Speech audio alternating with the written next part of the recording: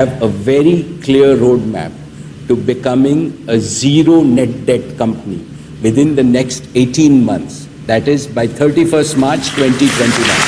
Reliance Industries net डेप्ट free हो गया। मतलब ये कि मुकेश अंबानी जी की जो कंपनी है उसके ऊपर कोई भी डेप्ट नहीं है। जरा रुकिए, क्या मुकेश अंबानी जी के रिलायंस कंपनी के ऊपर एक भी रुपया लोन नहीं है? ये मतलब हुआ इसका? अगर आप ये सोच रहे हैं तो आप बिल्कुल गलत सोच रहे हैं। वीडियो बहुत छोटा होने वाला है तो लास्ट तक जरूर देखिएगा।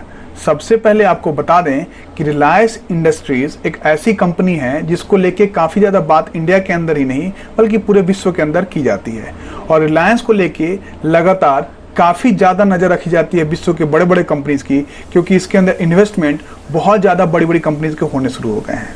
अब सबसे इम्पॉर्टेंट बात यह है कि रिलायंस का टाई अप अरामको के साथ होने वाला था, और वो नहीं होने के कारण अभी आज की डेट में जियो के अंदर बहुत सारे निवेश होने स्टार्ट हो गए।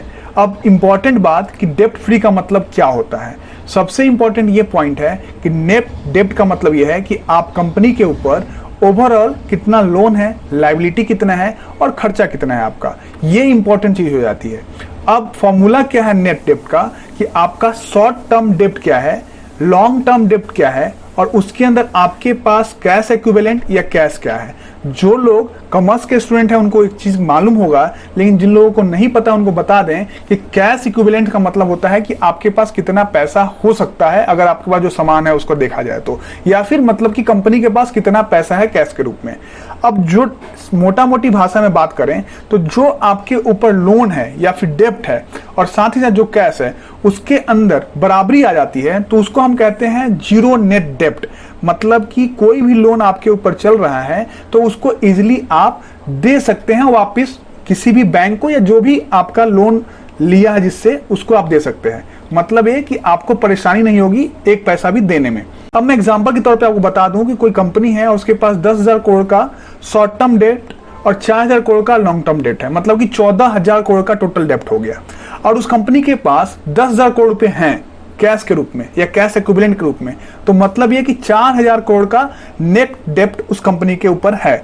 लेकिन अगर उसके पास 14,000 करोड़ रुपए कैश या फिर कैश इक्विवेलेंट है तो उसके पास जीरो नेट डेप्ट कहा जाएगा कंपनी को। इसी को मद्देनजर रखते हुए रिलायंस के अंदर काफी बड़ी बड़ी कंपनीज का इन्वेस्टमेंट हुआ, और उन कंपनीज के इन्वेस्टमेंट के बाद जो नेट डेप्ट है, मतलब कि जो इनके पास टोटल लोन है और जो कैश है, उन दोनों का अगर डिफरेंस करते हैं तो जीरो आता है। अब आपको ये बात क्लियर हो गया होगा कि नेट डेप्ट जीरो होने का मतलब ये नहीं है कि आपके पास लोन नहीं है। बिना लोन के कोई कंपनी चल नहीं सकती, तो लोन होना बहुत जरूरी है कंपनी के पास, तभी जाके वो चल पाएगी। रिलायंस इंडस्ट्रीज की अगर बात करते हैं तो 1,68,000 करोड़ का इन्वेस्टमेंट पिछले 2 महीने में उस कंपनी के अंदर हुआ है।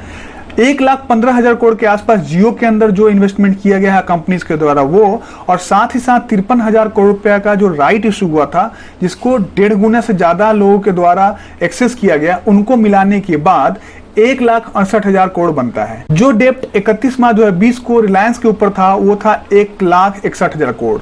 अब दोनों को जब माइनस कीजिएगा तो आपका प्लस में आ जाएगा अमाउंट लगभग 7,000 करोड़ का। इसका मतलब ये है कि कोई भी डेप्ट आज की डेट में नहीं है, मतलब कि जीरो डेप्ट हो गया। अब इस अमाउंट को आप बैलेंस शीट में देखेंगे तो आपके पास सरप्लस हो गया, और सरप्लस होने के कारण नेट डेप्ट फ्री कंपनी कहा जाता है। तो इस बात को आपने समझ लिया कि मुकेश अंबानी जी की रिलायंस कंपनी के ऊपर लोन तो है, लेकिन उनके पास इतना पैसा है कि वो अच्छा है तो लोन को चुका सकते हैं। 1,60,000 करोड़ रुपए का लोन टोटल अभी इस कंपनी के ऊपर है। तो इन सब बातों को ध्यान में रखते हुए मैंने सोचा कि इन्फॉर्म करना काफी जरूरी है आप लोगों को, क्योंकि बहुत ज्यादा लोगों को ऐसा लग रहा था कि रिलायंस के ऊपर 1 रुपया भी लोन आज की डेट में नहीं है। तो इन सब बातों को मैंने कोशिश की है क्लियर करने के लिए।